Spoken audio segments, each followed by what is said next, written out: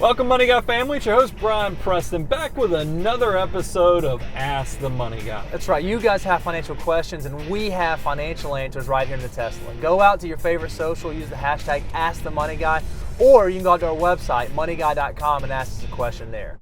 It's Brian Preston, the Money Guy. Brian, today's question is actually one we get all the time, and what's funny is we get this from young folks, old folks who have been doing it for a long time, folks who are just starting out, and this is how it goes. How do I know how to pick investments inside of my 401k plan? Well, 401ks, let's face it, this is your financial future. Your future self is going to thank you for investing in that 401k and that employer-provided retirement plan. So let's make sure you get it right. The first thing, this might not even sound like an investment, but it is going to be the best performing investment in your 401k retirement plan. That is free money from your employer's match. If you're not maximizing that match money, you're leaving money on the table. So you're saying no matter, because we all know that 401k plans aren't created equal. There's some good ones, some bad ones, some inexpensive, some not. No matter what, if your plan has a match, you should 100% go out and get it. Yeah, so if it's 100% on the dollar, do it up to 5 or 6%, do 5 or 6%. If it's 50 cents on the dollar, up to 5 or 6%, do 5 or 6%. You'll say it doesn't matter, because that is, think about it, even if it was as low as a 25% match, that's a 25% rate of return. That's so right. when you see 50%, or 100% match, those are 50% or 100% rates of returns. There is nothing out there that's going to do that for you, so take advantage of it. That's right. That moves to transition number 2 of what you have to ask yourself with your 401k on the investment side is, how good is my retirement plan? And there's several things you want to focus on. What are the fees and commissions, if there are any? That's right. If you're with a Fortune 500 company, there's a good chance you're with like a big provider like a Fidelity or a Vanguard or something like that, and you probably have super low costs. Unfortunately, if you're with a small business, there might be higher fees, right. and you need to kind of get an understanding of where you are. So I always recommend go to Morningstar.com, type in the ticker symbols of the funds within your plan, and see what the fees and commissions or expenses are for those investments. You make a really good point. One of the things you can, go grab the ticker symbol. That's the 4 or 5 digit, symbol that you recognize your investment by.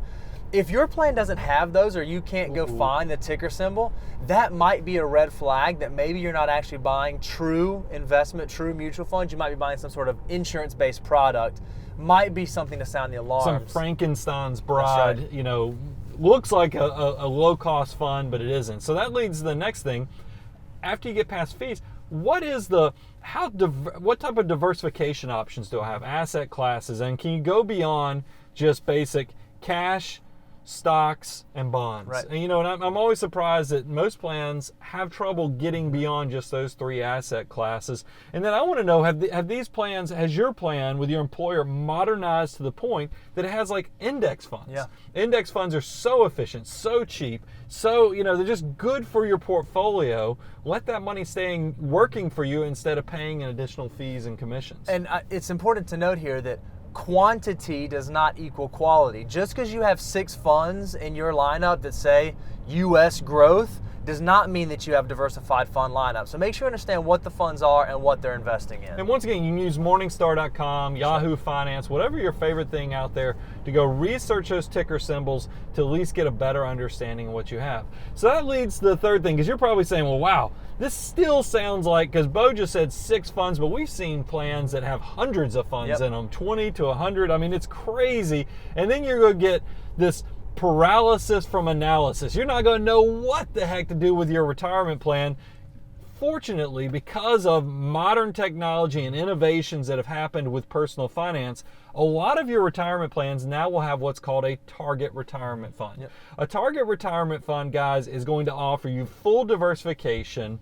It's going to be very aggressive when you start investing when you're in your 20s or 30s. But as you get closer to your retirement date, the date that you choose for your retirement, that's what I love the flexibility too, it's going to have this glide path, land the plane into this conservative portfolio. Right.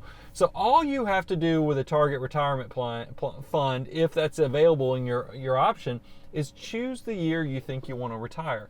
So if you're somebody who's, say, 25, you probably want to start looking at either the 2050, the 2055, the 2060, depending upon what year you think you want to leave the workforce. And then that fund is going to do a lot of the work for you. It's kind of a forget it and set it, and then just move on to the next thing. And what I like, Bo, is it lets you focus on what's the most important thing to wealth building. That's the habit of getting addicted to saving money for your future. That's so true. Your savings rate early on is so much more important than your rate of return. So if a target retirement fund can allow you to just not even think about that part and only focus on your behavior and how you're building your army of dollar bills, you're naturally going to set yourself up for success. Let me give you one stretch goal to kind of close this thing out. You're trying to figure out, okay, I know how to invest. How much should I invest? We know you want to take advantage of the free money, the matching, but if you want to have a stretch goal, I'd love for you to be saving in total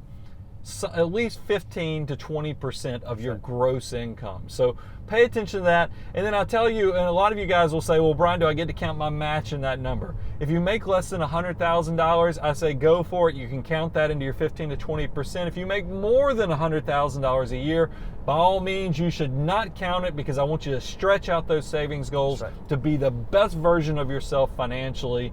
And this and many more things we cover on the Money Guy Show are going to be those tools that step you away from your peers and make you super successful. If you have a financial question, go out to your favorite social, use the hashtag AskTheMoneyGuy, or you can go to our website, moneyguy.com, click on Ask us a question, and we'll answer it right here in the Tesla. Thanks, guys. I'm your host, Brian Preston, Mr. Bo Hansen. Ask It, the Money Guy.